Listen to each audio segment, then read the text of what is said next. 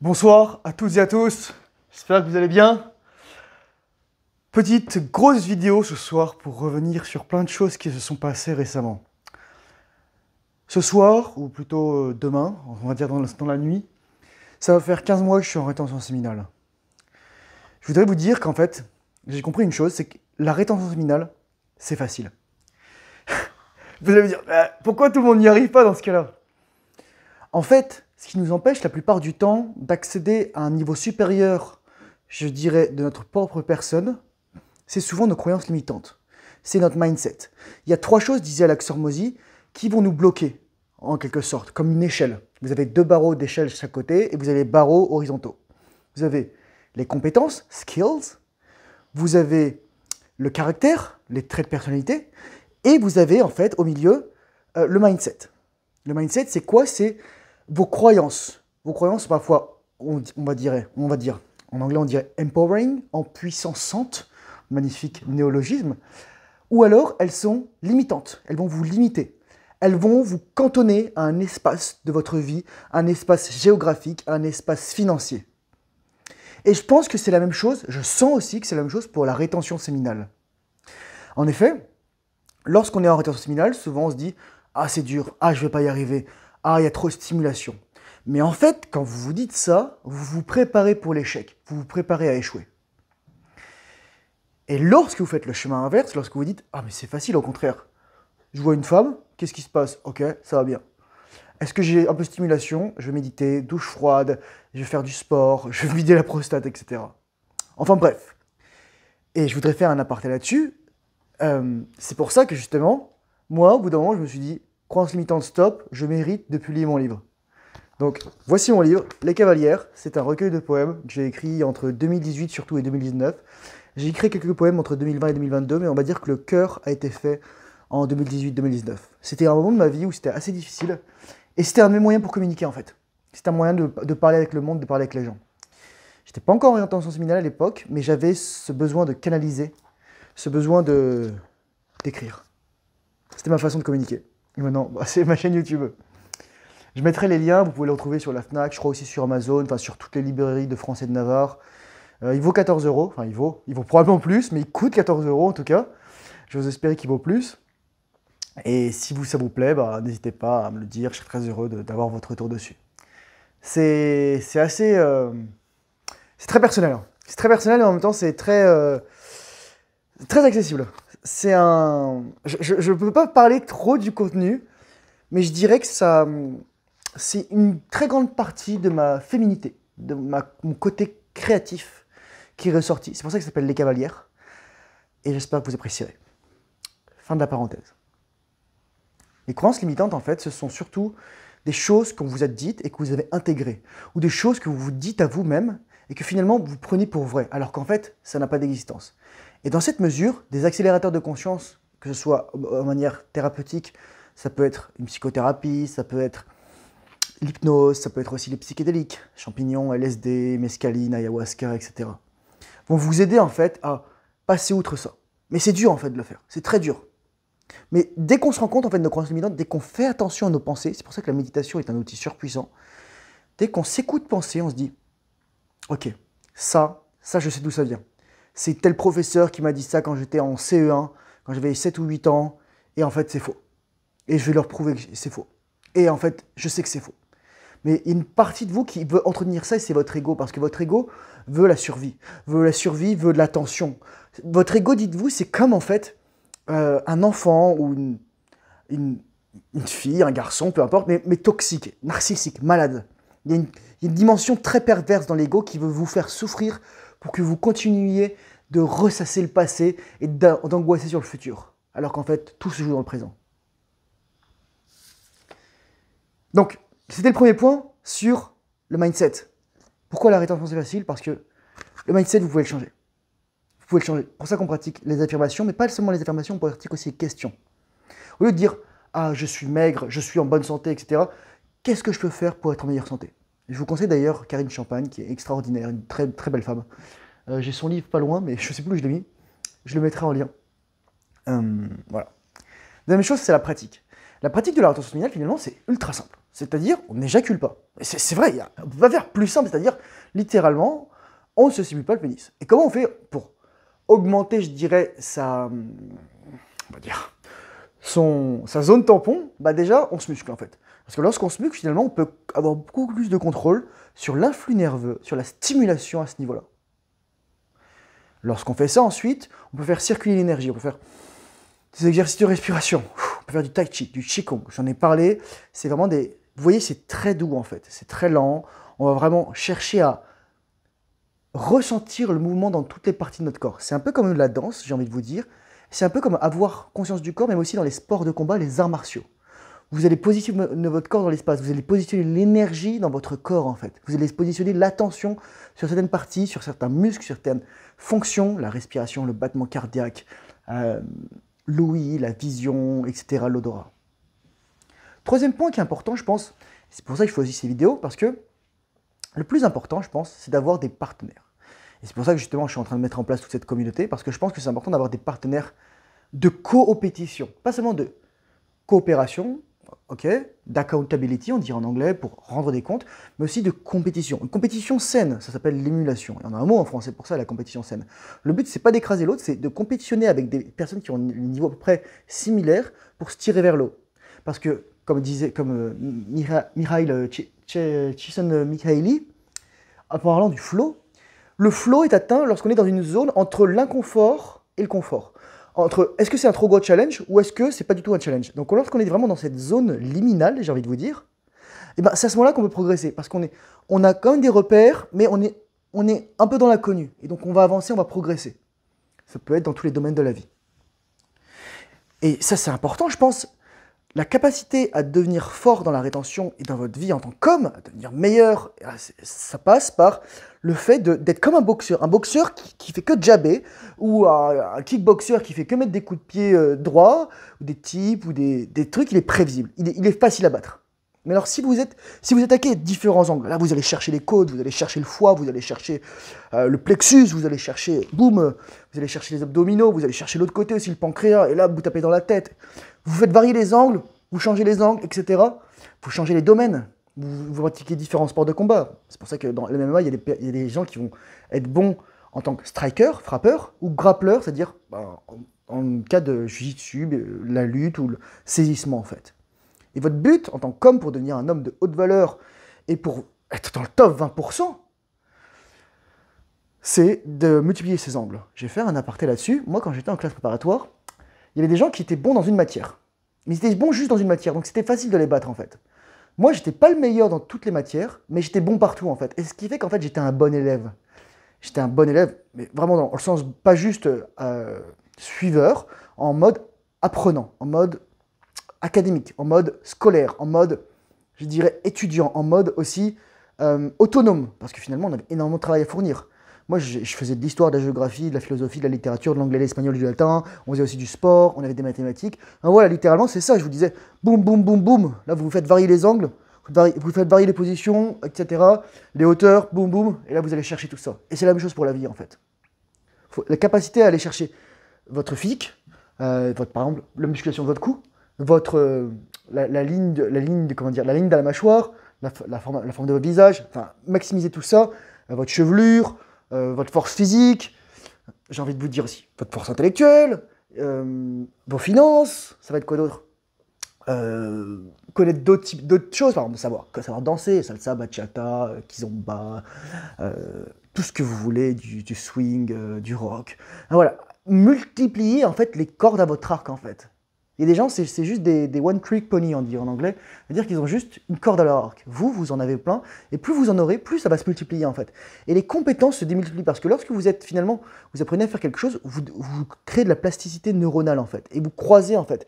Et c'est comme ça qu'en fait, on devient créatif, c'est parce qu'on a plusieurs choses qui peuvent se croiser en fait. On a des traits horizontaux, des traits verticaux, des traits obliques, et plus on a de croisements, plus on a de possibilités en fait d'avoir une génération d'idées. Il y a très peu de gens qui croient à la sérendipité, c'est-à-dire le fait que des idées viennent s'incarner en nous, contrairement à Platon. Mais moi, je pense que ça existe aussi, et je veux dire, c'est d'autant plus fort qu'on a plein de champs, de savoirs, de connaissances, de pratiques qui sont à notre disposition. Je dirais qu'aussi un élément important pour faire en sorte que la rétention soit facile, c'est de modifier son environnement. Faites en sorte qu'il soit difficile de faire les mauvaises habitudes et facile de faire les bonnes habitudes. Qu'est-ce que je veux dire par là? David Goggins, il disait par exemple, si tu veux aller courir, prépare toutes tes affaires la veille. Le matin, tu te lèves, tu as juste enfilé tes chaussures, tu pars courir 1, 2, 3, 4, 5, 6 km, t'es pas réveillé, boum boum, ton corps, ça y est, c'est parti. Faites en sorte, par exemple, que, je sais pas moi, par exemple, si vous êtes encore à la pornographie, vous mettez un bloqueur de publicité, vous éteignez votre ordinateur, vous mettez un mot de passe, vous mettez un bloqueur pour pas ouvrir les pages incognito, vous mettez une liste de sites noirs, etc. Mais surtout, ou alors vous supprimez ça de votre téléphone, vous essayez d'utiliser un téléphone qui est capable de ça, vous supprimez YouTube de votre téléphone, vous supprimez votre navigateur de votre téléphone, enfin voilà, vous utilisez juste un téléphone. Je sais qu'aussi, par exemple, les autres addictions, ça peut être le sucre, ça peut être pour les gens aussi qui sont obèses, la malbouffe, ça peut être aussi d'autres substances, ça peut être d'autres addictions plus soft, j'ai envie de vous dire. Par exemple, regarder des vidéos YouTube, passer trop de temps devant la télé, le cannabis, enfin, des trucs pas trop, enfin, j'ai envie de dire pas trop violents, mais si, parce qu'en contraire, on ne se rend pas compte que tout est intérêt composé, en fait. Et lorsque vous êtes dans le bas, ça se démultiplie, lorsque vous êtes dans le haut, ça se multiplie aussi. Chaque action que vous faites est un vote pour la personne que vous souhaitez devenir. Pensez-y en fait, et c'est la capacité à retarder la gratification, à la mettre a posteriori, qui va faire que vous serez plus masculin, que vous serez un homme, que vous serez sur la voie de l'amélioration, que vous accomplirez vos buts. Je vais terminer justement en parlant de la question de la discipline et de la motivation dans ce niveau-là. On n'est pas infaillible, et moi le premier. Donc, le plus important, je pense, c'est vraiment d'avoir des systèmes en place. Il y a quelqu'un qui disait « Systems beat goal anytime ». En gros, les systèmes surpassent les objectifs n'importe quand. Pourquoi? Parce que les systèmes, c'est les habitudes que vous allez mettre en place pour atteindre vos objectifs, pouvoir les dépasser. Parce que si... Et là, je vais faire un aparté. C'est quoi le problème, en fait, avec le développement personnel, la différence du développement personnel entre les hommes et les femmes aujourd'hui? En fait, le développement personnel féminin, aujourd'hui, 90-95%, c'est... Ah, mais tu es parfaite comme tu es, tu n'as juste à penser très fort, tu vas manifester un homme dans ta vie, la richesse, tu vas manifester un magnifique corps, etc. Tout est parfait à l'instant présent. Et tout sera parfait dans le futur. Et là, c'est une grave erreur. Oui, tout est parfait à l'instant présent parce qu'on peut faire... Techniquement, on ne peut pas changer comment est le présent. Mais on peut changer le futur en agissant différemment dans le présent. Sauf que, en fait, dans la rhétorique féministe toxique d'acceptation du poids, du gras, des formes, des couleurs, de tout ce que vous voulez, des disabilités, des incapacités, des handicaps, on oublie qu'on peut s'améliorer en fait. Et pourquoi en fait on fait ça? Parce que c'est très facile c'est tellement plus facile d'être une victime que d'agir en fait. La vision, je dirais, est majoritairement du développement personnel féminin est victimaire. Tandis que celle des hommes, c'est tu es imparfait comme tu es, tu ne peux pas changer le monde, mais tu peux te changer toi-même. Elle est stoïque. C'est du stoïcisme en fait. C'est socratique, c'est tous les philosophes qui l'ont suivi en fait. En tout cas qui ont fondé le socratisme, l'aponie, l'ataraxie, tous ces thèmes-là en fait. Je vous conseille d'ailleurs les ouvrages de Ryan Holiday ou sa chaîne Daily Stoic. Mais plus généralement, le stoïcisme en fait, c'est se dire qu'est-ce que je peux faire aujourd'hui moi pour devenir une meilleure personne? Encore une meilleure personne.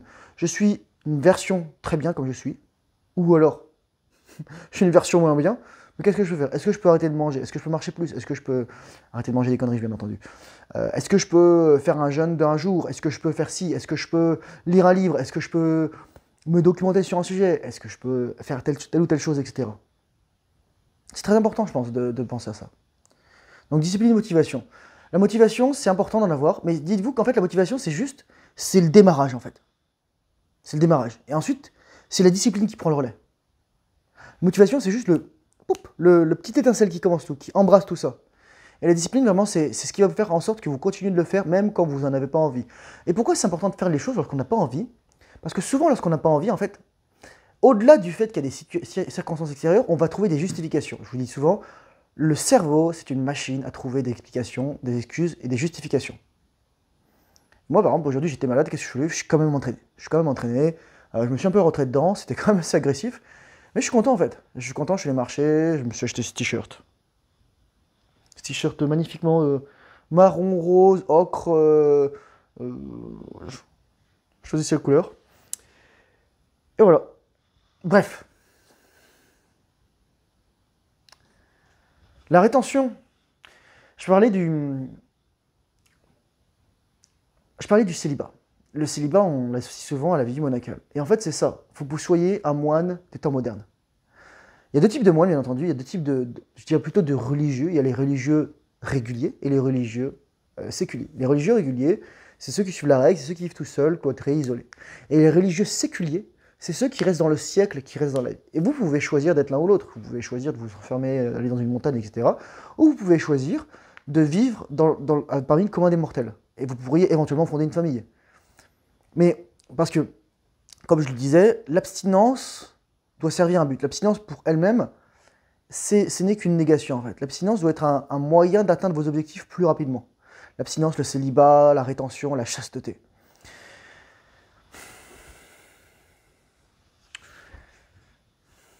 Parce que finalement, lorsque vous faites ça, vous mettez des standards à vous-même. C'est-à-dire que vous vous dites, voici ce que j'attends de moi-même. Et donc, comme vous mettez des standards et vous vous respectez vous-même, les autres vous respectez. Et encore plus, ça va être encore plus fort si vous mettez des standards avec les femmes. La raison principale pour laquelle les hommes se sentent seuls et les hommes courent après les femmes, c'est qu'ils n'ont pas de standards. Ils ont tous baissé leurs standards. Il suffit de voir les mecs qui sont affamés. Moi, j'en faisais partie. Vous mettez sur Tinder, vous avez tout like. Mais si vous sélectionnez, vous montrez que vous êtes très sélectif, et lorsque vous rencontrez une nana, vous lui dites « Bon, bah, je sais pas ce que ça donnait, mais je voudrais apprendre à te connaître, je voudrais te laisser ta chance. » Pardon, excusez-moi, je voudrais te laisser ta chance. Là, vous voyez, ça renverse la dynamique. Attends, mais il se prend pour qui, ce mec? Attends, mais il se prend pour qui, ce mec? Et ça, en fait, je vous dis toujours, une femme doit avoir une émotion négative pour avoir une émotion positive. C'est très paradoxal, en fait. Mais elle doit sentir que vous lui mettez des limites. Parce qu'il n'y a rien de pire que laisser une femme en roue libre. Et je voudrais faire un aparté là-dessus. Là, je suis allé à un mariage. Et c'était un milieu très catholique, traditionnel. Mais quand même assez ouvert d'esprit, paradoxalement. Avec des gens très sympathiques, j'ai rencontré des gens, c'était des neurobiologistes, des ingénieurs, etc. Enfin, il y avait de tout. Et j'avais une discussion, et à un moment, je disais, la pire chose qui soit arrivée aux femmes, c'est de devoir travailler. Attention, je n'ai pas dit qu'elles puissent travailler, mais c'est de devoir travailler. Une femme ne devrait travailler que si elle en a envie, pas parce qu'elle en a besoin. Et parce que c'est la pire chose aujourd'hui, je pense, que d'avoir fait en sorte que des femmes doivent travailler, ou croient qu'elles doivent travailler, ou croient qu'elles doivent faire des études. Qu'est-ce qui se passe? On a artificiellement multiplié par 2 la quantité de personnes pouvant travailler, et donc on a bloqué les salaires. S'il n'y avait que des hommes qui travaillaient, il y aurait beaucoup moins de main-d'œuvre, et donc forcément, les salaires devraient grimper en conséquence, ce qui est logique. Et je parlais aussi justement d'autres questions comme plus tendues, comme l'avortement, mais je ne vais pas m'étaler là-dessus. Ce que je veux dire par là, c'est que je parlais de la question de la masculinité, et la religion en tant que telle peut être un instrument de pouvoir, peut être un instrument de société, etc., mais ne fera jamais office de morale et d'indicateur. La Bible, pour moi, c'est un texte mythologique. Lorsqu'on dit que Noé il a vécu 900 ans, d'ailleurs, je pense qu'en fait, en lisant tout ça, ou alors lorsqu'on parlait par exemple de Sarah avec Abraham, etc., je pense qu'en fait, la façon de compter les années était différente. Et c'est pour ça qu'en fait, les gens étaient beaucoup plus âgés artificiellement. Parce qu'il faut savoir que ces récits, en fait, sont des récits rapportés avant l'écriture, avant la naissance de l'écriture. C'était des récits oraux, donc ont été déformés, qui ont été réinterprétés, qui ont été réécrits, certains qui sont apocryphes, par différentes personnes. J'ai tout de même apprécié parce que moi, j'ai dû faire un discours, donc peut-être que je le posterai, je pense, dans un post de communauté. Mais le plus important à retenir dans tout ça, c'est que là où il y a une volonté, il y a un chemin. C'est Lao Tzu qui a dit ça, donc dans le Tao Te Ching, c'est-à-dire dans la voie, le Tao, ça veut dire la voie. Ça ne veut pas dire que vous allez arriver là où vous voulez, ça ne veut pas dire que vous allez arriver à une destination précise, ça ne veut pas dire que vous n'allez pas rencontrer d'appât, ça ne veut pas dire que vous n'allez pas revenir à votre point de départ, ça ne veut pas dire que vous allez trouver quelque chose. Mais au moins, vous aurez fait, vous aurez agi. Et c'est ça, je dirais, la chose la plus importante à retenir, ce qui va vous permettre de transmuter l'énergie, en plus des pratiques, que ce soit la position du poirier, c'est-à-dire inversé, etc., puis renversé, que ce soit aussi le yoga, les activités plus spirituelles, la méditation, le tai chi, qigong, etc. ça va être la capacité à agir dans ce monde. Jeff Bezos disait que le stress vient tout le temps en fait, du fait que nous n'agissons pas sur des choses sur lesquelles nous avons le contrôle et que nous pouvons changer. Et lorsque nous refusons ça, lorsque nous procrastinons en fait, nous devenons anxieux. C'est pour ça que la procrastination, c'est la pire chose qui existe. On a tellement de distractions. Moi, je vous encourage à avoir une vie très, très rangée. Investissez en vous-même. Ne courez pas après les femmes parce qu'en fait, lorsque vous mettez le moyen de plus être seul avec les femmes et de plus courir après les femmes, c'est, je vous disais, vous mettez des standards, mais aussi de mettre des standards aux femmes. Parce que lorsque vous mettez des standards aux femmes, même si une femme est jolie, vous allez vous dire, ah mais c'est quoi sa personnalité? Ah mais c'est quoi son body count? Ah mais c'est quoi, est-ce qu'elle fume? Est-ce qu'elle boit? Etc. Mais vraiment, vous allez vous poser ces questions. Et moi, il y a quelqu'un qui disait, oh mais le body count, c'est une question de puceau. Je fais non, non, non. C'est fucking la science, c'est que plus tu as de partenaires, plus tu vas comparer la bite de ton partenaire actuel avec les bites de tes partenaires précédents. Et oui, et c'est une réalité. C'est une réalité, c'est tout.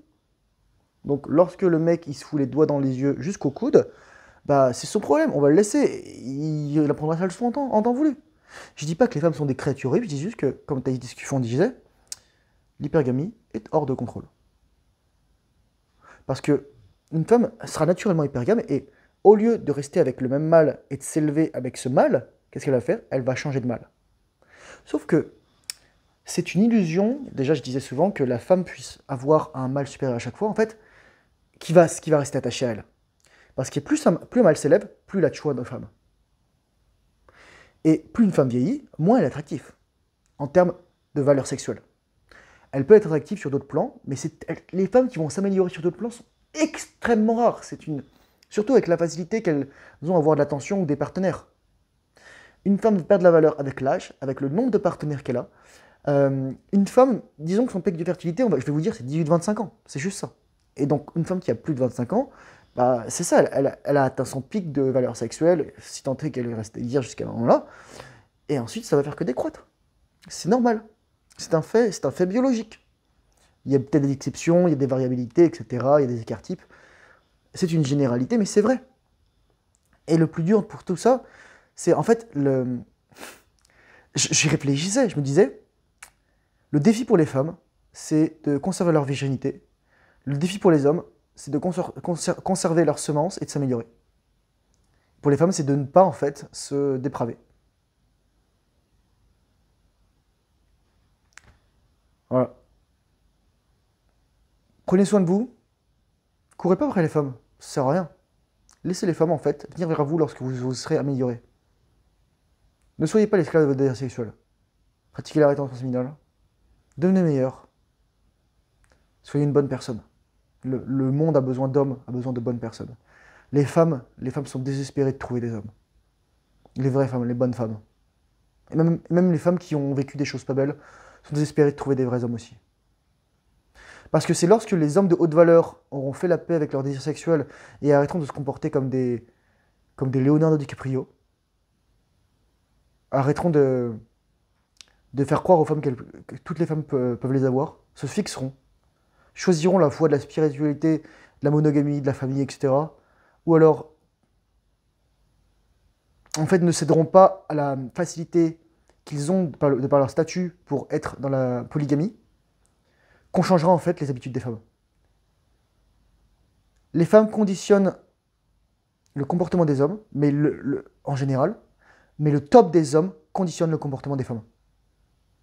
Parce que lorsque les femmes, en fait, se jettent sur les top 1% des hommes et croient qu'elles peuvent les avoir, alors qu'elles ne peuvent pas les retenir, 90% des femmes se jettent sur 10% des hommes, elles ne se rendent pas compte qu'elles laissent 90% des hommes dans le vide. Et donc une femme doit aussi baisser en fait, revoir ses préférences à la baisse, en fonction aussi de son âge, mais aussi de son body count, parce que finalement, sinon, elles vont toucher le mur, je suis très gentil, elles vont s'exploser le crâne dans le mur de briques, et ensuite, lorsqu'elles vont avoir 30 ans, ça va être horrible. Et lorsqu'elles en auront 50, pas d'enfants, et que ce sera la faute de tous les hommes, ça sera encore pire. Je plains leur chat. Courage, force et honneur, bonne rétention séminale. Je vous dis à très bientôt dans une prochaine vidéo. Bye bye.